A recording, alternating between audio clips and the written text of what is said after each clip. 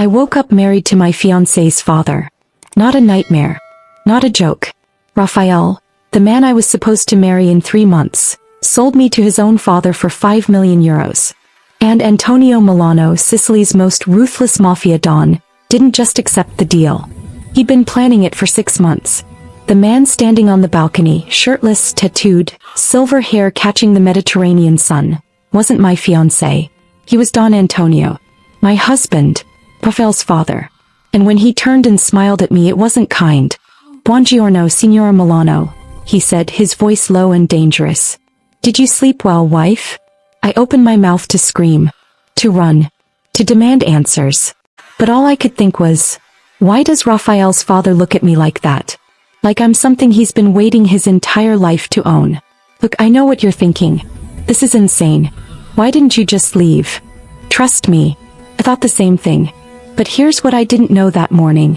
Antonio had been trying to stop Rafael from gambling me away. The person who drugged my champagne? Rafael's own brother. And Rafael? He'd been planning to sell me for weeks, long before the debt got this bad. So before you decide I'm the villain, or the victim, or just completely insane for what happens next, let me show you exactly how this nightmare began. My head felt like someone had scrambled my brain. My mouth tasted like champagne and something chemical, something wrong. The last thing I remembered was toasting at my engagement party on Rafael's family estate. Everyone celebrating. Champagne I didn't want to drink but did anyway to be polite. Then, nothing. Complete blackout. Now I was here. Wherever here was. The bedroom was enormous, bigger than my entire Chicago apartment. Floor-to-ceiling windows overlooking the Amalfi Coast. Marble floors. Renaissance paintings on the walls. Not prints. Originals worth millions. I looked down at my left hand. An emerald ring I'd never seen before. Massive. 5 carats easily, surrounded by diamonds and platinum so intricate it must have taken months to craft. The kind of ring that comes with armed guards. Not Rafael's modest princess-cut diamond. This ring. And I was wearing red silk pajamas I didn't own, cut perfectly to my body like someone had measured me while I was unconscious. Which apparently someone had. Movement on the balcony made me jump. The man turned fully and I could see him clearly now. Early 50s but defying every year with a body that spoke of discipline and danger. Olive skin covered in intricate tattoos. Chiseled jaw. Dark eyes that looked like they could see straight through me. When he walked toward me, slow, deliberate, predatory, I backed against the headboard. "Who are you?" I demanded. "Where's Rafael?" "Rafael is sleeping off his guilt in the guest wing." He stopped at the foot of the bed, close enough that I could smell bergamot and leather. "As for who I am, I'm Antonio Milano. And as of last night, I'm your husband." The words hung in the air like poison. "That's not possible. I would remember." "Would you?" He pulled out a phone, showed me a video. And there I was. In a white lace dress I'd never seen. Standing in a chapel. Next to him. Video me was laughing. Swaying. Clinging to his arm. A priest spoke Italian. Video me said, "See," over and over. Antonio, this stranger, slid the emerald ring onto my finger. And then I kissed him. Not politely. Desperately. Hands in his hair making sounds I could hear through the phone speaker. The timestamp, 11:47 p.m. Last night. I watched it 3 times looking for any sign it was fake. But it was me. Definitely me. "No," I whispered. "I don't remember any of this." And yet. He gestured to the ring. "Here we are. This can't be legal. I was drugged." Drugged. His eyes sharpened. "By whom?" "Someone sent champagne to our table. I thought it was from Rafael's sister but..." I stopped. "Wait. You said Rafael. Rafael Milano is your son?" Antonio's smile was cold. "He is. And he's also the man who gave you to me." "You're lying. Rafael loves me." "Does he?" Antonio tapped his phone again. Security footage appeared. A study. Rafael pacing agitated. Antonio speaking calmly. And then Rafael nodding. Crying. Counting money. Stacks of bills. Taking them. Putting them in a bag. Walking away. Timestamp. 9:34 p.m. Hours before the wedding. "Your fiancé gambled away 5 million euros he didn't have," Antonio said quietly. When I demanded payment, he offered you as collateral. I accepted. The room spun. He sold me, I heard myself say, to his own father. He settled his debt. And I married you. Wiggly. In Italy, as long as you could stand and repeat the vows, which the video clearly shows, the marriage is binding. I want an annulment. A divorce. I want out. We can discuss that. He sat on the edge of the bed, too close. But first, let me offer an alternative. Stay married to me for 1 year. Help me legitimize my business through your event planning connections. Play the devoted wife in public. You want me to fake marry you? I want you to be my wife. What happens privately is between us. And in exchange? 10 million euros. Deposited monthly. Full legal protection. Your own art studio. I know you paint when you're stressed. I stared at him. How do you know that? I know everything about you, Leah Stevenson. 26. Event planner from Chicago. Parents died 5 years ago. Brother deployed with the Navy. You plan weddings for wealthy clients and barely afford your apartment. You stalked me. I did my research. I needed someone perfect for this role. You are. So this wasn't random. The opportunity was opportunistic. But I've been paying attention to you for 6 months. Since Rafael first brought you to meet the family. Rage and something else, something I didn't want to name, burned through me. You're a monster. I'm a businessman. His hand moved to the bed beside my hip, not touching but close enough that I felt the heat. Stay for 1 year.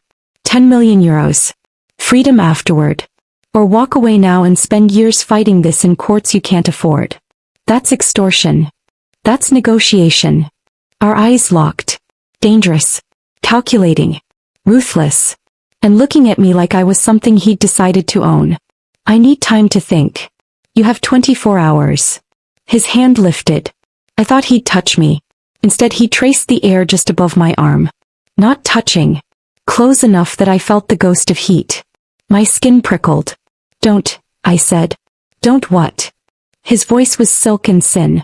I'm not touching you, Mowgli. Just, appreciating. Stop calling me that. Wife. His eyes darkened.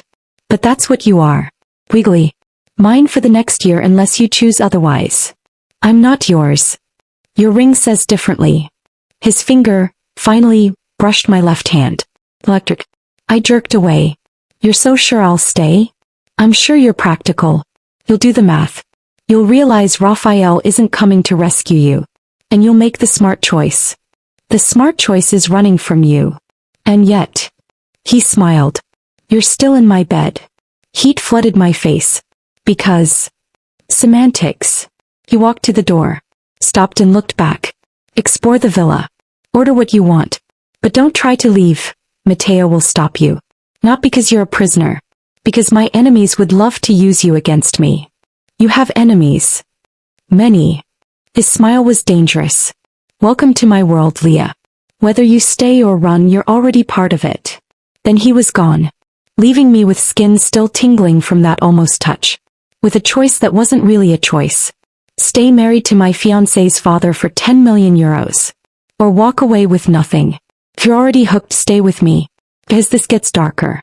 Rafael didn't sell me because of the debt.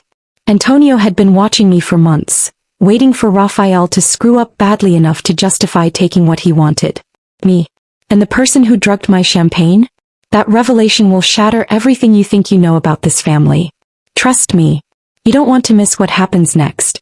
I spent the next hour sitting in that bed, staring at the emerald ring like it might disappear. It didn't. Rafael sold me.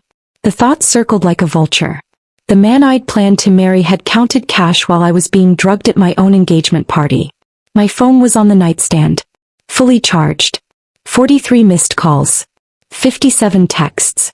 All from my best friend Jasmine. I called her. She answered on the first ring. Leah. Oh my God, where are you?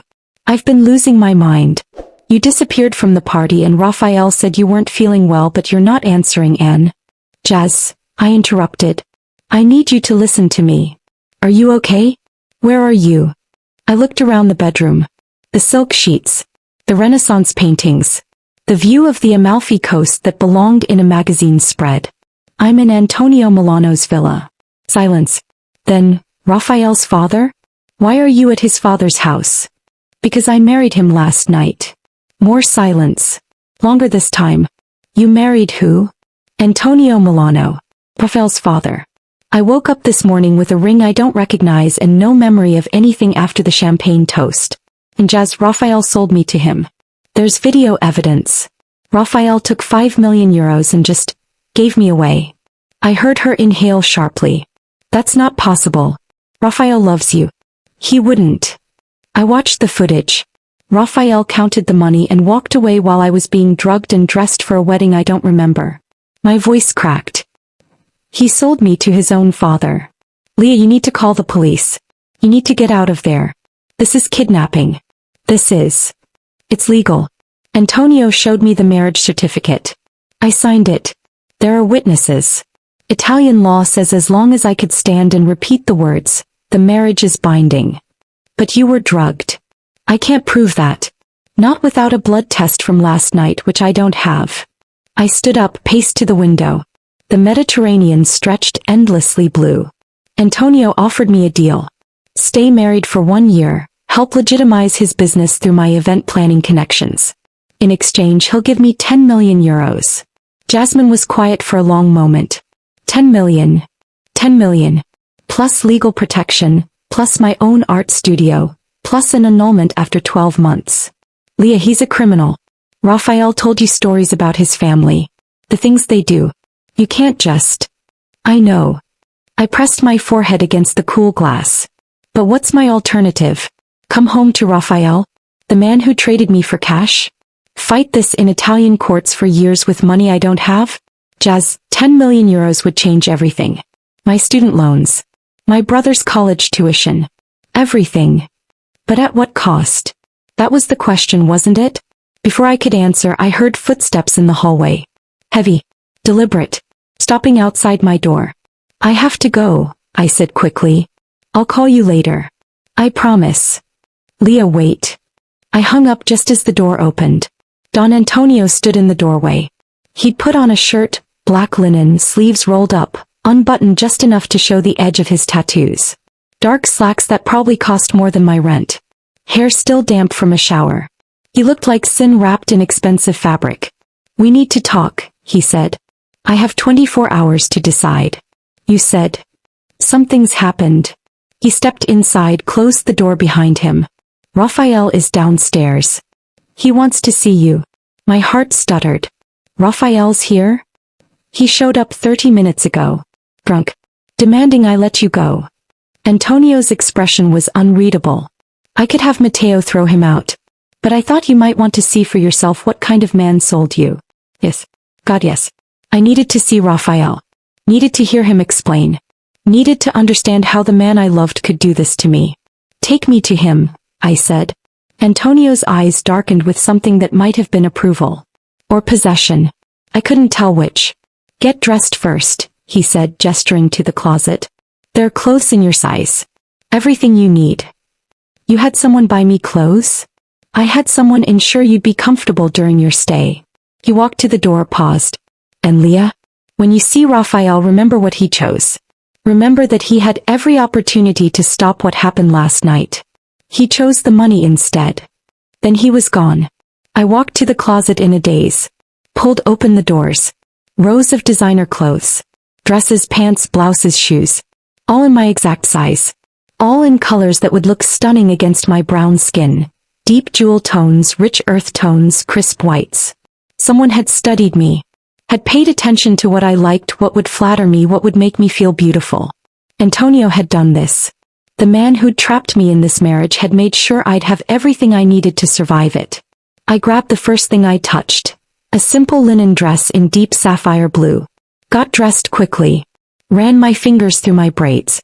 Stared at myself in the mirror. The emerald ring caught the light. I looked like someone else. Someone who belonged in this world of wealth and danger and moral compromise. I looked like Antonio Milano's wife. The thought sent heat rushing through me. Heat I had no right to feel. Heat I didn't want to examine too closely. Rafael was waiting. My fiancé. The man I'd planned to marry. The man who'd sold me for 5 million euros. Time to get some answers. Antonio was waiting in the hallway when I emerged. His eyes traveled over me slowly, taking in the blue dress, the way it hugged my curves.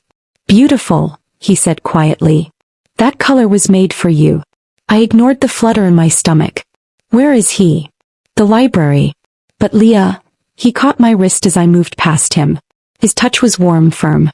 Electric. "Remember what I said. Rafael made his choice. Don't let him manipulate you into thinking otherwise." I pulled free. "I can handle Rafael." "Can you?" His thumb had been stroking the inside of my wrist. I hadn't even noticed until he let go, and my skin felt cold where his hand had been. Because the Rafael you knew was a performance. The real Rafael is a coward who hides behind his father's money and power. You're about to meet that man. Be prepared. I walked past him without answering. Down the grand staircase. Through hallways lined with art worth more than most people made in a lifetime. Following the sound of raised voices. The library doors were open. Rafael stood by the window, glass of whiskey in hand. Even from behind I could see the tension in his shoulders. He was wearing the same suit from last night, rumpled now. His dark hair was a mess.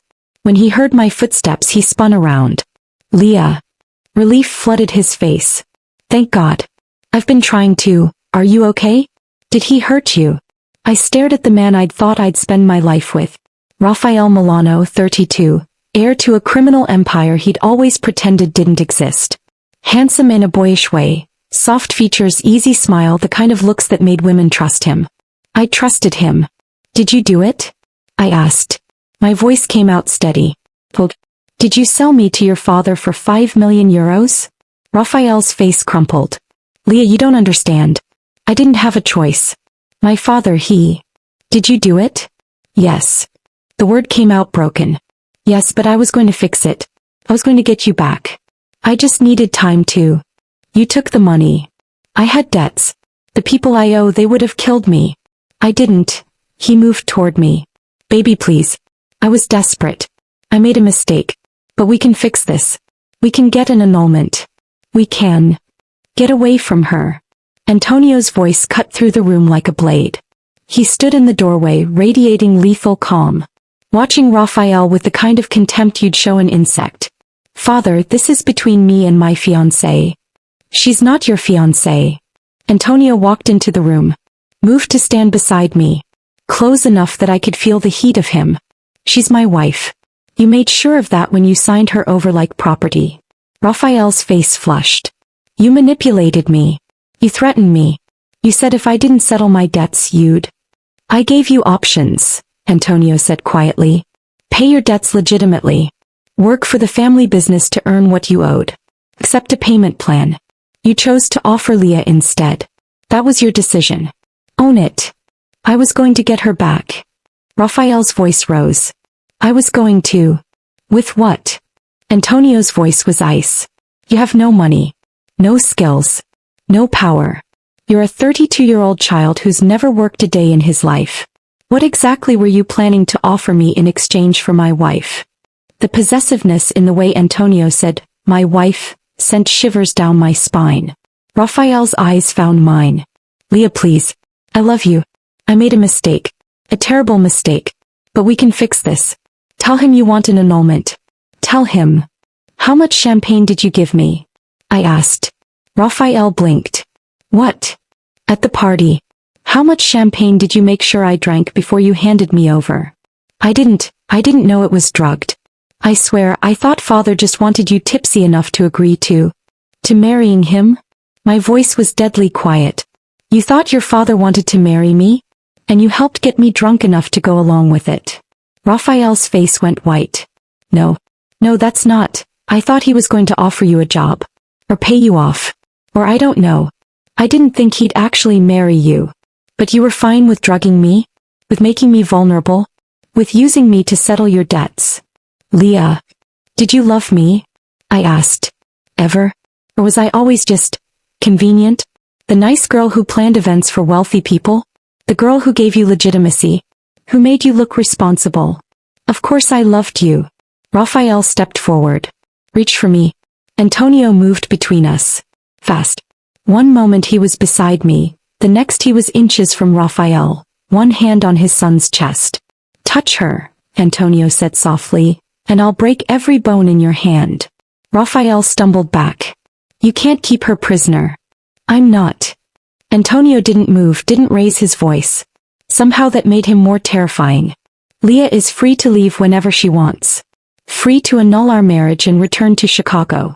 Free to go back to her life. Aren't you, Kara?" He looked at me over his shoulder. Those dark eyes holding mine. Giving me a choice. Rafael was watching me too. Desperate. Broken.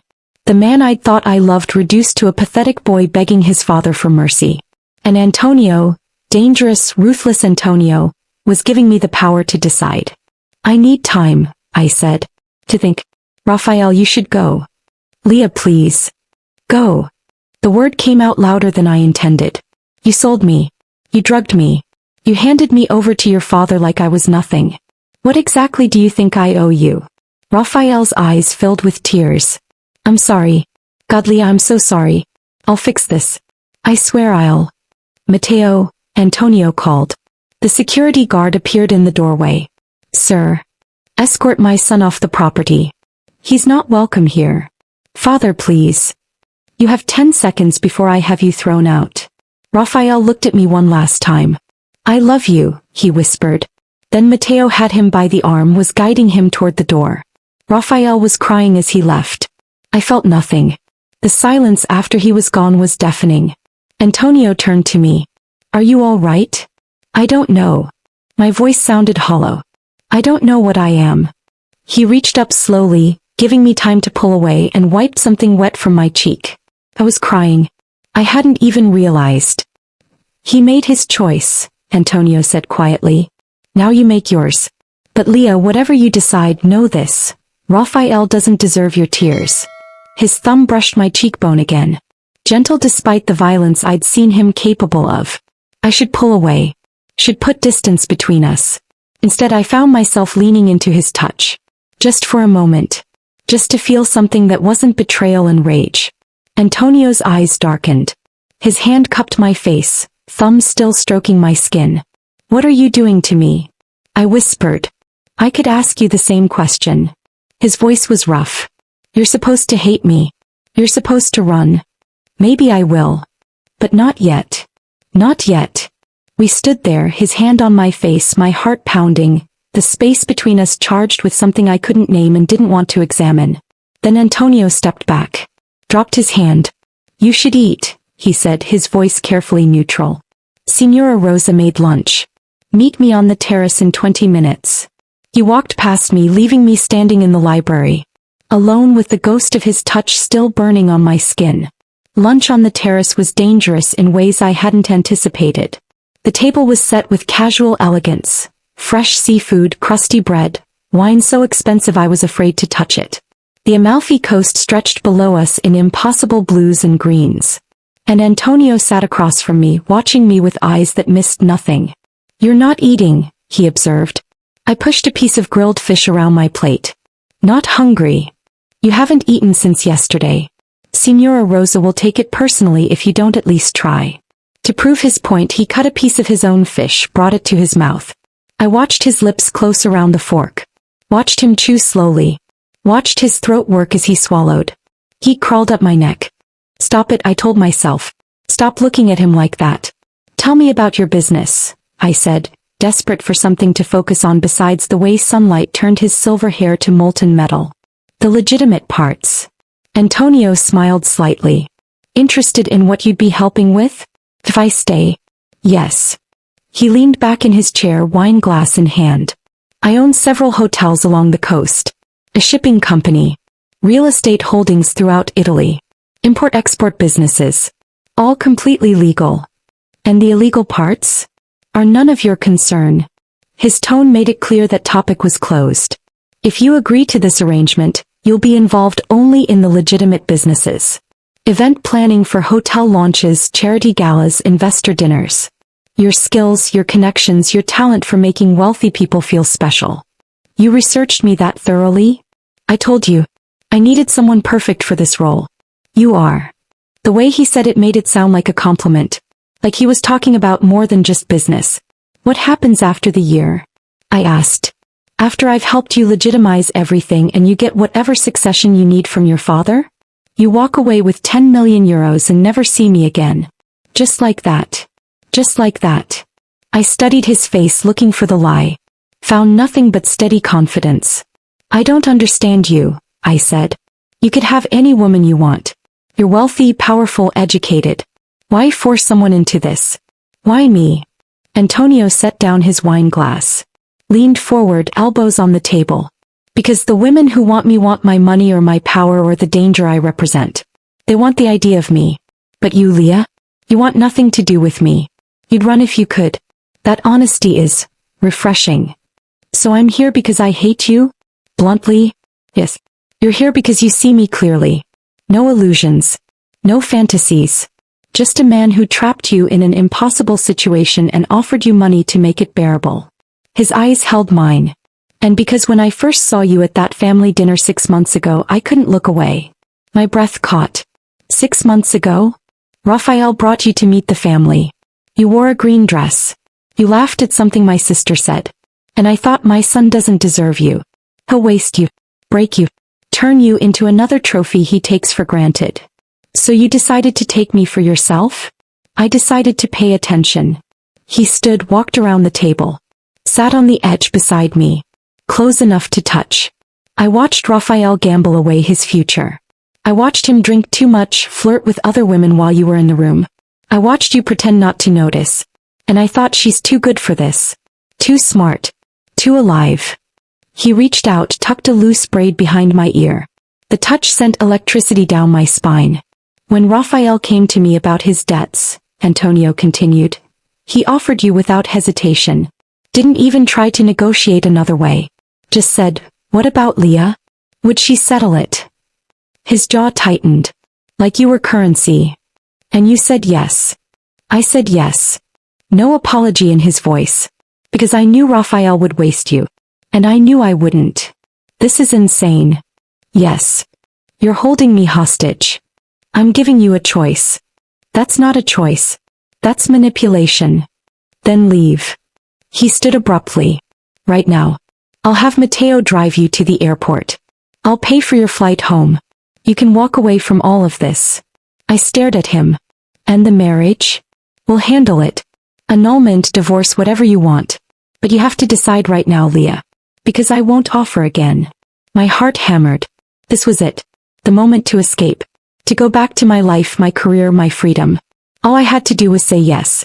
10 million euros, I said instead. You promise? Something flickered in his eyes. Triumph? Relief? I promise. And after a year, I never have to see you again? After a year, you're free. I took a breath. Made the choice that would change everything. Then I'm staying. Antonio's expression didn't change. But his hand found mine, fingers intertwining. Good, he said quietly. Because we have a dinner party tonight. My family wants to meet my new wife. Tonight? Antonio, I don't speak Italian. I don't know your family. You'll be fine. His thumb stroked across my knuckles. I'll be with you the entire time. And Leah? They're going to judge you, question you, test you. But you're stronger than all of them.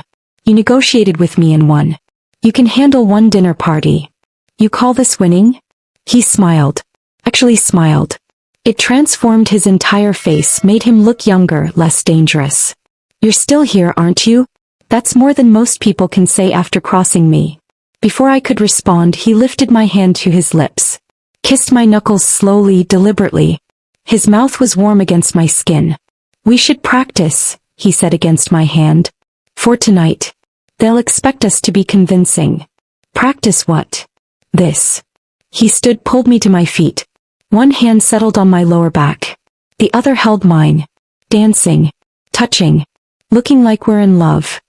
I don't know how to fake being in love with you. Then don't fake it. He pulled me closer. Our bodies aligned. Feel what you feel. Want what you want. I'll handle the rest. We started to sway. No music. Just the sound of waves and wind and my heartbeat thundering in my ears. Antonio's hand slid higher on my back. His thumb brushed the base of my spine. I shivered. Cold? He asked, but his eyes said he knew better. No. Good. His lips were inches from my ear. Because tonight when my family is watching I'm going to touch you like this. And you're going to lean into me. And everyone is going to believe that you want me. What if I don't? Don't you? His hand fisted gently in my braids, tilting my head back. His mouth hovered over mine. Not touching. Just close enough that I could feel his breath. Tell me to stop, he whispered. Tell me you don't want this. Tell me you hate me. I should. God, I should. But the words wouldn't come. Instead, I heard myself whisper, I should hate you. But you don't. It wasn't a question. I don't know what I feel. Then let me show you. He kissed me. Not gentle. Not testing. Deep and demanding and claiming. His hand in my hair, his arm around my waist, his body pressed against mine. I made a sound, something between a gasp and a moan. He swallowed it. Kissed me deeper. Walked me backward until my back hit the terrace railing. His mouth moved to my jaw, my neck, the sensitive spot below my ear. Antonio, I breathed. Say it again. We shouldn't. Say my name again. Antonio. He groaned against my skin. You're going to destroy me, Leah Stevenson. Milano, I corrected breathlessly. Leah Milano. He pulled back, looked at me with eyes gone almost black. Yes, he said roughly. Whine. Then he stepped away. Ran a hand through his hair. Took a deliberate breath. That, he said, voice still rough, is what we'll need to do tonight. Can you handle it? Could I? My lips were swollen. My skin was on fire. Every nerve was screaming for him to touch me again. Yes, I whispered. Good. He straightened his shirt. Valentina will come at 6 to help you dress. Wear the red. It'll drive my mother insane. Why would I want to drive your mother insane? He smiled darkly. Because she's going to try to intimidate you. Better to go on the offensive. Then he was walking away, leaving me on the terrace. Leaving me alone with the taste of him still on my lips. And the terrifying realization that I wanted more. The red dress was obscene. Or it would have been if it wasn't so perfectly tasteful. Deep crimson silk that hugged every curve, cut to just above the knee. Off the shoulder sleeves that showed my collarbones. A slit up one side that flashed my thigh when I walked. Valentina had paired it with gold heels and simple gold jewelry. Had done my makeup, dramatic eye, nude lip. And styled my braids into an elegant updo. I looked like I belonged in Antonio's world. I looked like a woman worth 10 million euros. I looked dangerous. Antonio was waiting at the bottom of the stairs. Black suit, white shirt open at the collar. Hair perfectly styled. Looking like every dark fantasy I'd ever had and several I hadn't known existed. His eyes traveled over me slowly. Deliberately. Like he was unwrapping a gift he'd been waiting months to receive. Perfetto, he breathed. Absolutely perfect. Heat flooded my face. It's too much. It's exactly enough. He held out his hand. Ready to meet the family? No. Too bad. But he smiled slightly. Remember, stay close to me. If anyone makes you uncomfortable, tell me. And Leah? You're my wife. Act like it. The drive to the family compound was short but felt eternal. Antonio's hand rested on my thigh the entire time, possessive, claiming, burning through the silk like a brand. Every time the car turned, his fingers tightened slightly. I was hyper-aware of every touch. The compound was exactly as intimidating as I'd feared. Guards everywhere. Cameras. The kind of security that said criminal empire, louder than words ever could. Antonio helped me out of the car. Kept his hand on my lower back as we walked inside. The entry was filled with people. 40, maybe 50. All dressed elegantly. All turning to stare as we entered. All assessing me like I was a painting they were deciding whether to buy. An older woman separated from the crowd. Elegant in black, silver hair swept back, sharp eyes that could cut diamonds. Marcelo, she said, her voice cold and accented. Then her gaze landed on me. This is her. Mama, Antonio said. This is Leah. My wife. Leah, my mother, Norma Milano. I offered my hand. It's an honor to meet you, Mrs. Milano. She looked at my hand like it was diseased. The silence stretched. Then finally she took it. Briefly. Her grip was ice. Welcome, she said in heavily accented English. Though I wish my son had given us time to plan a proper wedding. This rushing is American. Translation: I don't approve. It was romantic, I said, keeping my voice steady. Sometimes the best moments are unplanned. Romantic. He made the word sound like an insult. We shall see. An older man in a wheelchair rolled forward. Don Lorenzo Milano. Antonio's father. The Don. He looked at me for a long, uncomfortable minute, taking in my skin color, my dress, the way Antonio's hand rested possessively on my waist. She's beautiful, he said finally in Italian. Antonio answered in Italian. I didn't understand the words, but I understood the tone. Proactive. Warning. Don Lorenzo smiled slightly. Switched to English. Welcome to the family, Leah. I hope you know what you've gotten yourself into. I'm learning, sir. Good. My son needs a strong woman. His first wife was weak. Let's hope you're different. First wife. I looked at Antonio. He hadn't mentioned a first wife. His jaw was tight. Father, perhaps we should. Oh yes, my son was married before. Briefly. She couldn't handle our world. Don Lorenzo's eyes glittered. Let's hope you're made of sterner stuff. Before I could respond, a woman appeared at my elbow. Late 20s, stunning, dark hair in an elegant chignon. Antonio's sister. Isabella, Antonio said. Meet Leah. Isabella looked me up and down with undisguised hostility. So you're the woman who married my brother. Half-sister, Antonio clarified quietly to me. Much younger. Same father, different mothers. Oh. Relief and understanding flooded through me. Quite the upgrade from Rafael, Isabella said sweetly. Though one could argue you were aiming for this all along. The younger son as an entry point, the older heir as the real prize. The implication was clear. I'd used Rafael to get to Antonio. I didn't, I started. Antonio's hand tightened on my waist. Isabella, you'll be civil to my wife. Or you'll leave. Of course, brother. She smiled without warmth. I'm always civil. The next hour was torture. Person after person approached. Cousins, uncles, business associates. All asking the same questions in different ways. How did we meet? How did the proposal happen? Wasn't it sudden? And underneath every question, what kind of woman marries a man she barely knows? Antonio deflected smoothly. Translated when needed. Kept his hand on me constantly. My waist, my back, my hand. Claiming me with every touch.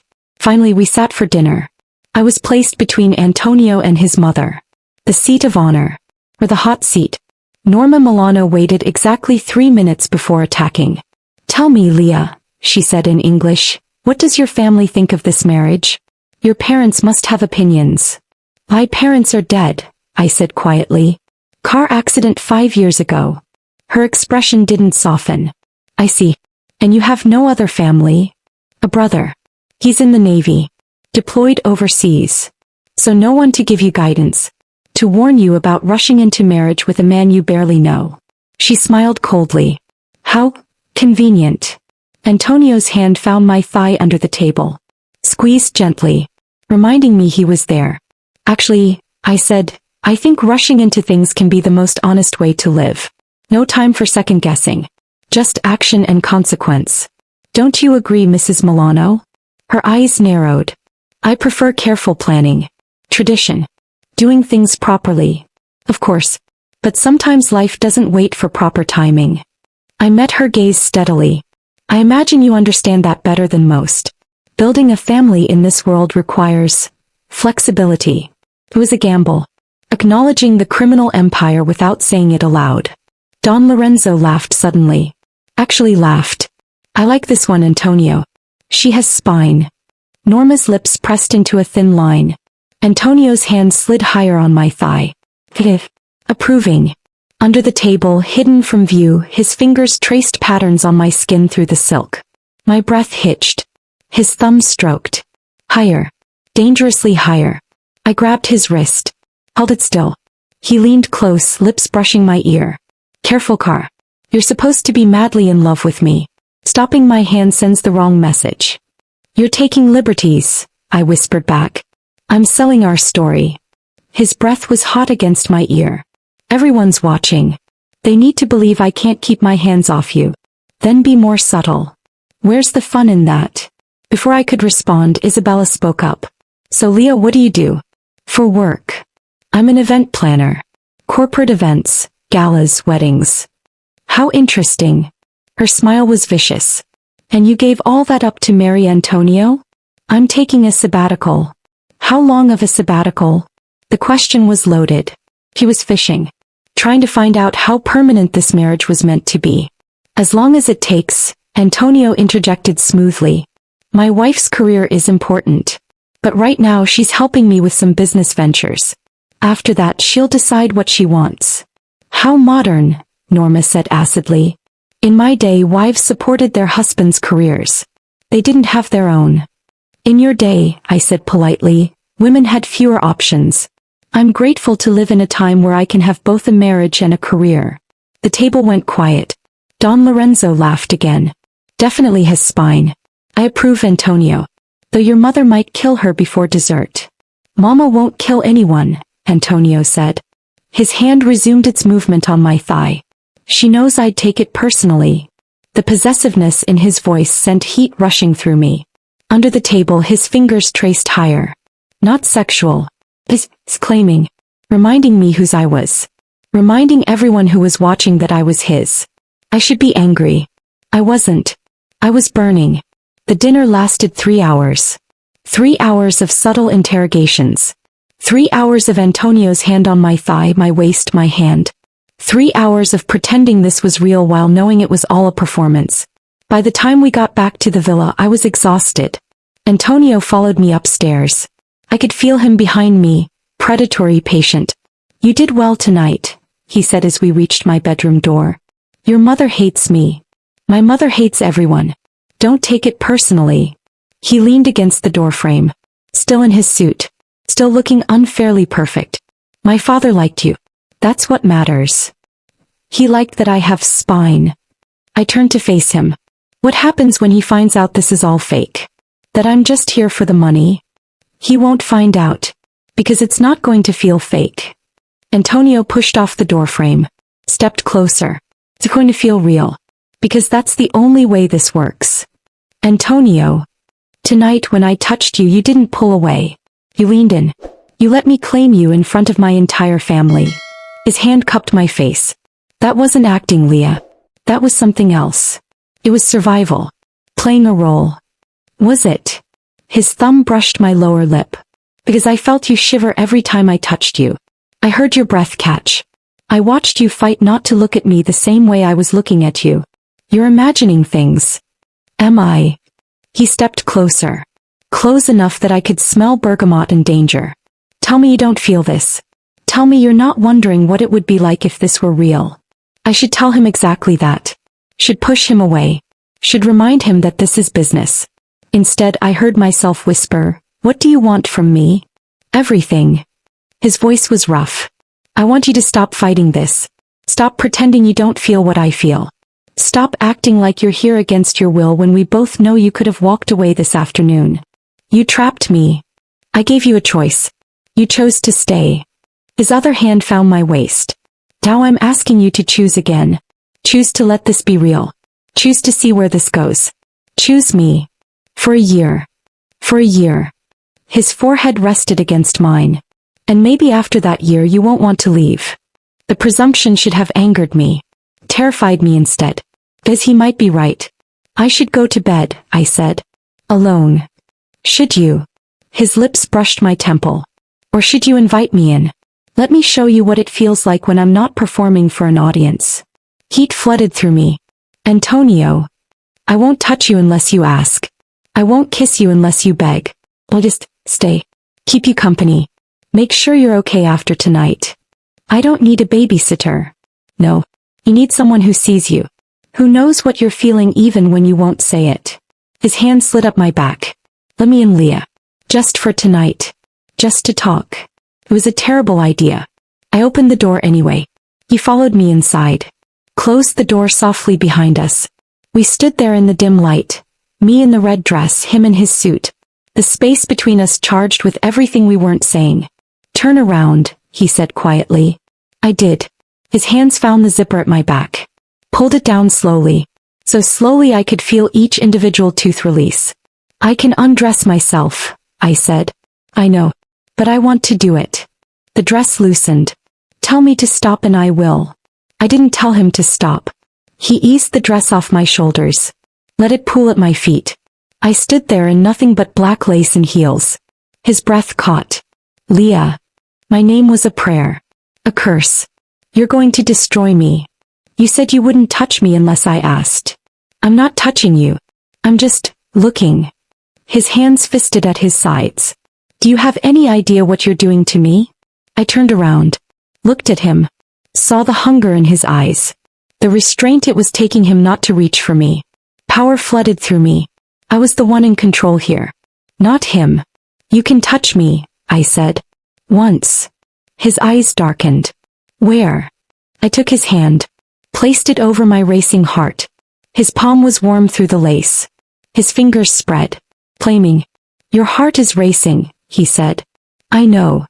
Because you're afraid? Or because you want this? Both. He groaned. You're killing me, Kara. Good. I stepped back. Put distance between us. Now go. Before I do something we'll both regret. For a moment I thought he'd argue. Thought he'd push. Thought he'd break his promise and kiss me anyway. Instead he smiled slowly. Dangerously. Sleep well, Leah Milano, he said. Dream of me. Then he was gone, leaving me standing in the middle of the room in nothing but lace and heels, a need I couldn't deny. I pressed my hand to where his had been. Could still feel the ghost of his touch. This was supposed to be business. It wasn't feeling like business anymore. It was feeling like the beginning of something I wouldn't survive. I didn't sleep that night. How could I, with the ghost of Antonio's hand still burning through the lace over my heart? With the memory of his eyes, dark and hungry and barely controlled, seared into my mind? I lay in that enormous bed staring at the ceiling, my body humming with need I had no right to feel. This was supposed to be business. A transaction. 1 year of playing pretend for 10 million euros and my freedom. But somewhere between Rafael's betrayal and Antonio's restrained desire, the lines had blurred. And now I was drowning in waters I didn't know how to navigate. Morning came too early and too bright. Valentina appeared with coffee and a knowing smile, laying out clothes for the day. A simple white linen dress that somehow managed to be both innocent and devastating. When I came downstairs, Antonio was waiting on the terrace, already dressed for the day in dark slacks and a crisp shirt. He looked up when I approached and something flickered in his eyes. Heat. Recognition. The memory of last night hanging between us like smoke. We need to talk, he said, gesturing to the chair across from him. But his voice was different. Rougher, like he'd slept as poorly as I had. About what happened last night I started, but he held up a hand. What happened last night was a mistake, he said, and the words hit me like ice water. Not because I wanted it, he continued, his eyes holding mine. But because I promised you separate bedrooms. I promised you control. And then I came to your room and pushed boundaries I had no right to push. The apology in his voice was genuine, and somehow that made it worse. I should have been relieved. Should have welcomed the return to professional distance. Instead I felt hollow. You didn't push anything I didn't allow, I said quietly. I could have told you to leave. I chose not to. His jaw tightened. That's the problem, Car. You're not supposed to want this. You're supposed to tolerate me for the money and count down the days until you're free. But what if I don't? I asked before I could stop myself. What if I'm starting to want something different? The question hung in the air between us, dangerous and electric.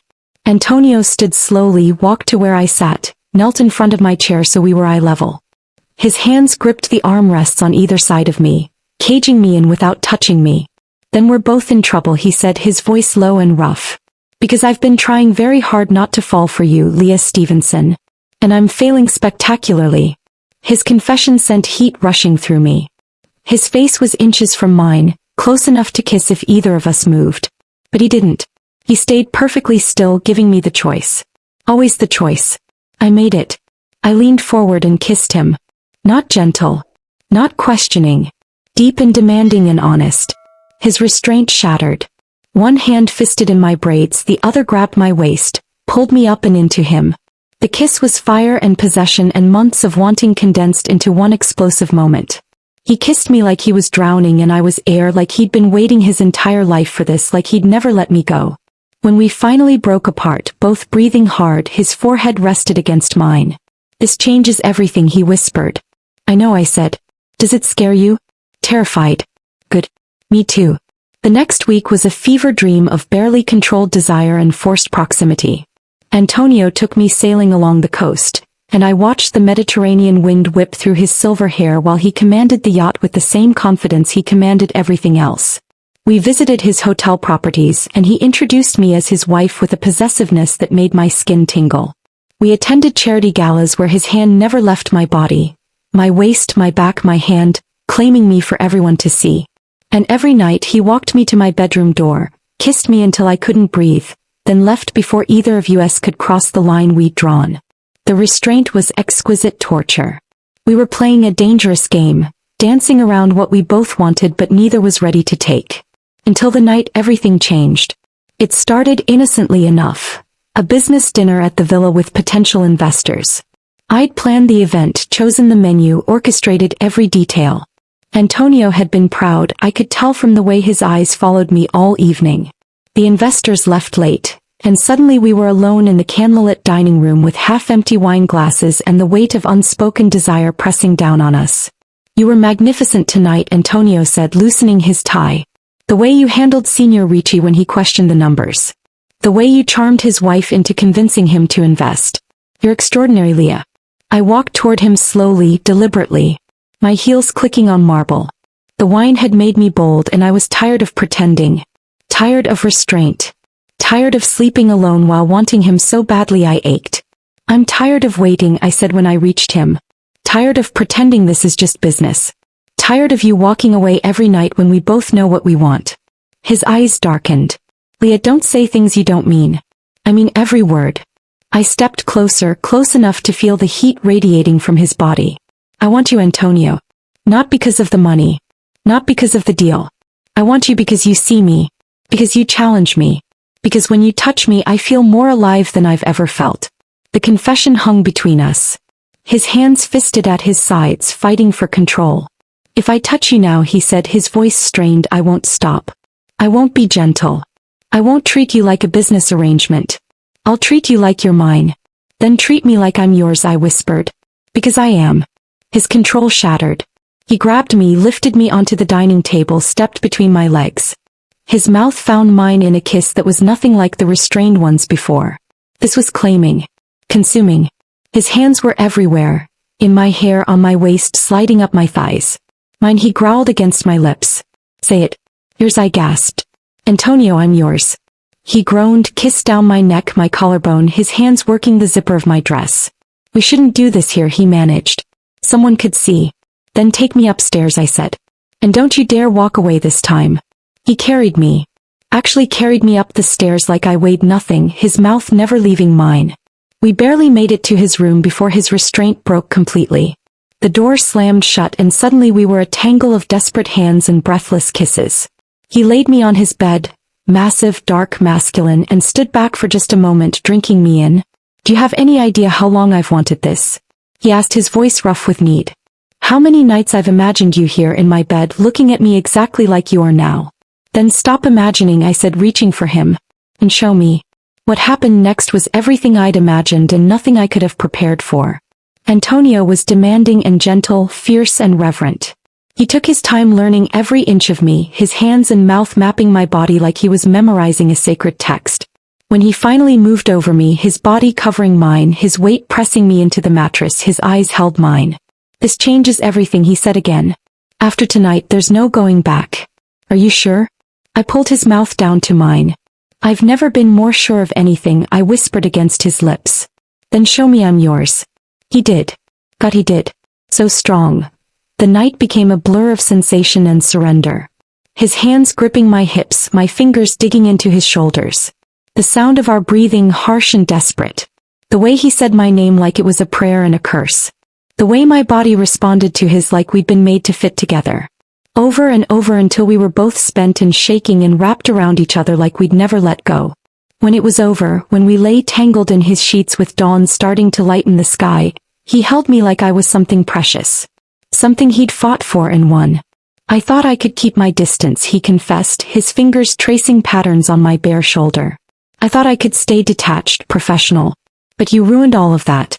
You walked into my life in that green dress 6 months ago and I haven't been able to think straight since. I turned to face him, our noses almost touching. What happens now? I asked. No. He smiled and it was soft and genuine and completely unguarded. Now we stop pretending this is temporary. Now I convince you that you don't want to leave after a year. Now I show you what it means to be loved by someone who knows exactly how rare you are. The confession should have terrified me. Should have sent me running. Instead, I felt something in my chest crack open. Something I'd been holding closed since my parents died. Since I'd learned that loving people meant losing them. What if I hurt you? I whispered. What if this doesn't work? Then we hurt together, he said simply. But Leah, I'd rather have you for a year and lose you than never have you at all. I kissed him then, soft and slow and full of everything I couldn't say. And for the first time since waking up in a stranger's bed with a ring I didn't recognize, I felt like I was exactly where I was supposed to be. We spent the next morning in bed. Not doing anything, just existing together. Antonio propped up on pillows, me curled against his chest, his fingers playing with my braids while we talked about everything and nothing. He told me about his first marriage. A young, stupid union to a woman who'd wanted his money and prestige but couldn't handle the reality of his world. She'd left after 6 months and he'd never looked back. I told him about my parents' death, about how my grandmother had helped raise my brother and me while I finished school, about building a career from nothing because I'd had to. We shared our scars and our fears, and somehow in the morning light they felt less heavy. But reality has a way of intruding on perfect moments. Matteo appeared at the door looking grim. Don Antonio, he said in Italian. We have a problem. Antonio tensed beneath me, immediately alert. What kind of problem? Your brother, sir. He's claiming the marriage is invalid. He has evidence. My blood ran cold. What evidence? Antonio asked, his voice deadly quiet. A toxicology report, Matteo said. From the night of the wedding. Showing Miss Stevenson, Signora Milano, was drugged with rohypnol. He's taking it to your father today. Claiming you kidnapped her. Claiming you forced a marriage to an incapacitated woman. The room spun. Everything we just built. The intimacy, the connection, the hope, it all came crashing down. Because Enzo was right. I had been drugged. The marriage had happened while I was incapacitated. And if Antonio's father found out, if the family found out, everything would fall apart. Antonio was already moving, pulling on clothes, his expression locked down and dangerous. How did Enzo get a toxicology report? Blood samples are destroyed after 72 hours. Unless, Matteo said carefully, someone preserved them. Someone who planned to use them. I sat up, pulling the sheet around me. Antonio, if this gets out, you'll lose everything. Your inheritance, your position, not you, he cut me off. I won't lose you. Whatever happens with my father, with the family, with my brother's schemes, I won't lose you. But the evidence is real, I said. I was drugged. This marriage is invalid if we can prove I wasn't capable of consent.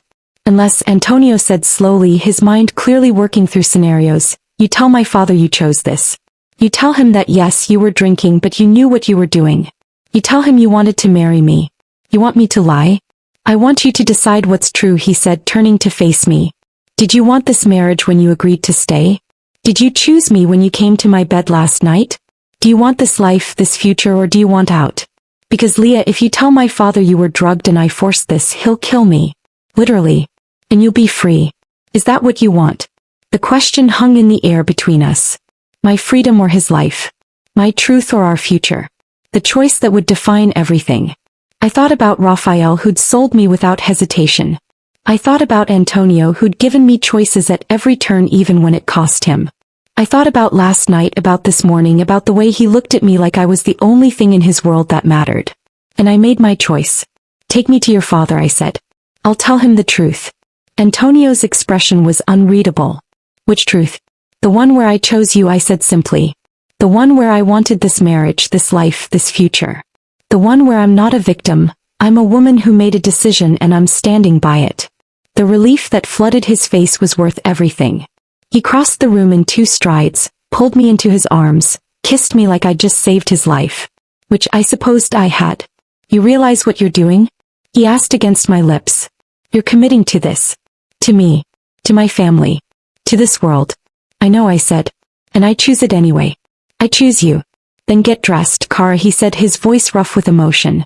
We have a brother to destroy and a father to convince. And after he said, his eyes dark with promise, we have a lifetime to figure out how to make this work. Don Lorenzo's office was exactly as intimidating as I remembered. Dark wood, heavy furniture, the old man in his wheelchair looking like a king on a throne. And standing beside him, smug and satisfied, was Enzo Milano, Antonio's brother. The man who drugged me. The man who tried to destroy us. Don Antonio, Enzo said with false courtesy. And Leah. How nice of you to join us. Father and I were just discussing the validity of your marriage. Were you? Antonio said, his voice cold. And what did you conclude? Enzo smiled. That it's invalid. Coerced. Legal. The toxicology report proves Leah was drugged the night of the wedding. Which means she couldn't consent. Which means you kidnapped and forced her into a marriage to secure your inheritance. Don Lorenzo's eyes were on me. Assessing. Waiting. Is this true, Leah? He asked. Were you drugged? Yes, I said, meeting his gaze steadily. Someone put Rohypnol in my champagne that night. I have no memory of several hours. But did my son force you to marry him? Did he kidnap you? Curse you? Are you here against your will? Every eye in the room was on me. Enzo's expression was triumphant.